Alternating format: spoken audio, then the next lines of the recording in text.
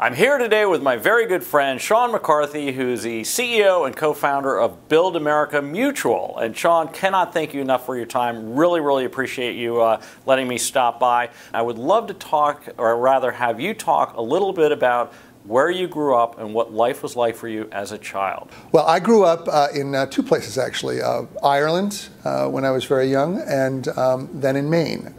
So in that circumstance, it was extremely rural living. That in Christmas Cove, Maine, there were 113 people in the school that I went to. I look back on those times incredibly favorably, and after I finished qualifying for my high school degree, I went to Phillips Exeter Academy for a while, and then went from there to Georgetown University, where I got an undergraduate degree and immediately came to Wall Street. Got you. And what drove that decision? I mean, you grew up out in the woods and had a great life, you know, hunting and fishing and doing all that good stuff. What drove you to move to New York? You know, it was complete circumstance. I was actually going to Oxford. I'd gotten an award to get a Master's of Letters on a thesis that I'd written in college on Ezra Pound's editing of T.S. Eliot's Wasteland. So on the way to a teacher's wedding from Exeter, I had an interview with a guy named Jim Lopp at E.F. Hutton, and we hit it off. He said, after a 2-hour interview and meeting a couple of his colleagues, he said, here's the deal. I'm going to offer you a job. It starts tomorrow. You can use my office as I go to a board meeting, and I need an answer when I get back. So I called my parents, my father was the chancellor of the University of Maine at the time, and they were a little disappointed that I wasn't going to pursue, the higher educational path, but and that's how I started in the business the very next day. Got you. So that was your first entree into sort of the public finance muni bond arena. Take us through your career and how that evolved. I started at E.F. Hutton. They had a training program called the Principal Training Program, which you rotate through different parts of the firm. Halfway through that program, I was offered a full-time position in the public finance department, which at that time was combining both public and corporate finance on a couple of different kinds of structured transactions. E.F. Hutton was very creative in that they were at the formative stages of creating zero-coupon bonds for municipal bonds, floating rate municipal bonds, and single-family housing. Single-family housing, interestingly, then developed into what became the mortgage-backed securities market, which in itself ballooned into an incredible business. It sure did. It ballooned into an incredible business, and then it sort of exploded. It exploded. It detonated. Exactly. And what was the reason behind it exploding? Two things happened. The technology that caused that business to explode, I think, was CDO technology. Now, CDO technology, collateralized debt obligations, were put together on the back of 30 and 40 years worth of corporate finance analysis, in that they relied on the diversification of industries and geography. So essentially, a pharmaceutical company in Washington State would not have the same economic things happening to it as a real estate company in Florida. The problem in the real estate market, particularly residential real estate, was twofold. One, the lending practice became more aggressive, much more aggressive. It was very easy to get a loan, and people were levering up with the idea that market values would just continue to climb. That was the first thing. The second thing was the idea of taking those loans and packaging them up into securities and really tranching them from a AAA level at the top and the cash flow stream all the way to the bottom where the equity was, counted on that diversification that I talked about before. Well, it turns out that when you look at subprime or not pristine borrowers, they perform exactly the same, whether they're in Las Vegas, Washington State, or Florida. And as a result, during the crisis, they all defaulted together. It caused those transactions to take what they would have thought would have been a 2 to 5% expected loss over the life, to lose 90 cents on the dollar where they were structured that way. And that people who guaranteed those transactions lost a tremendous amount of money. The people who had made the loans had lost a tremendous amount of money. And it's really taken years for the market to recover from that. Sure, without a doubt. So now, so you were at E.F. Hutton, and then what was your next move?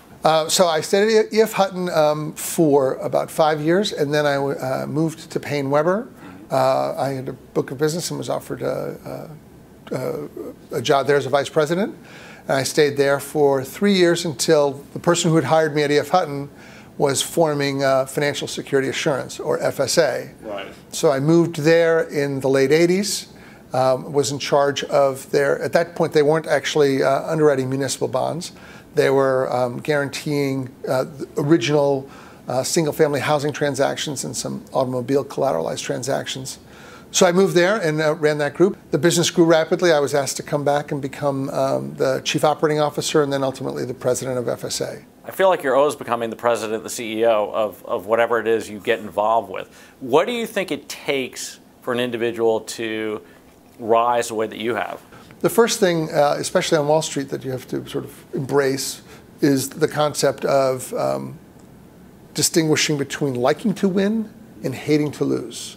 And what I've learned over a long period of time is people who hate to lose are much more effective. Everybody likes to win. Right. But if you hate to lose, you do everything in your power to make sure that that experience doesn't happen too often. So you look for that kind of drive and desire and integrity. So I think, as a manager, the trick is to just make sure that you try to get people into the job that they're naturally good at. And surprisingly, over a long period of time, you find that people gravitate towards something that they're not naturally good at because it's too easy for them. Right. So you'll look at somebody who's very technical, and they'll want to be on the sales side. Or you look at somebody who's on the sales side, and they want to be the technical person. Sure. Just because what they naturally are good at comes too easily for them. So what I like to do is build all-rounders. Mm-hmm. So recognize what you're good at, and then work on the other. So, Seán, in terms of having the municipalities, funding the company, if you will, do you guys reinsure out? No, we don't. And actually, the municipalities don't particularly fund the company. What happens is we take a piece of the premium that we charge them, and that's treated as capital in the company. So they are literally owners. They vote for the board of directors, and eventually, when we pay dividends, the municipalities will be the recipient of the dividends. So it's really a unique structure in that way. So essentially what we do, the core of Build America Mutual's business, is credit analysis.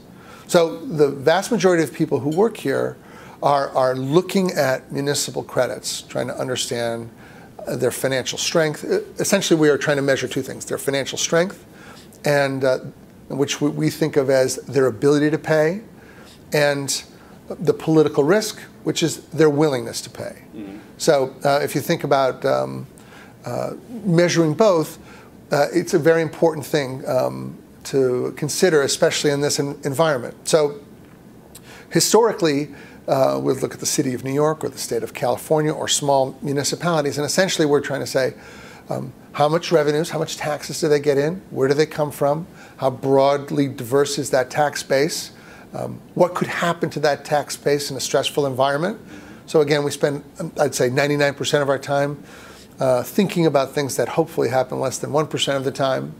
But so you have to imagine all the things that could affect that revenue stream. Then you have to look at, what's their leverage? How many, bond issues do they have outstanding? And how many issues could they issue into the future? We take that all into account, and then we make a decision as to whether we can guarantee a particular upcoming project or bond issue that they're coming to market with. So that's a whole group of people that do that. Once we've guaranteed the transaction, it's a little like old-fashioned marriage, no prospect for divorce. We surveil that transaction until the last bond payment has been made. So in that process, what we've done, and really I think it's a lesson from the crisis, is we publish on our website an obligor disclosure brief, which essentially is a financial description of every transaction that we guarantee that's updated annually or when a material event happens. That's available for free to any investor that comes to our website and takes a look at it. Now that's important because financial transparency equates to greater trading value for these securities. And our primary goal is to build America into an industry utility that primarily serves small and medium-sized issuers and the regional dealers that cover those small and medium-sized issuers.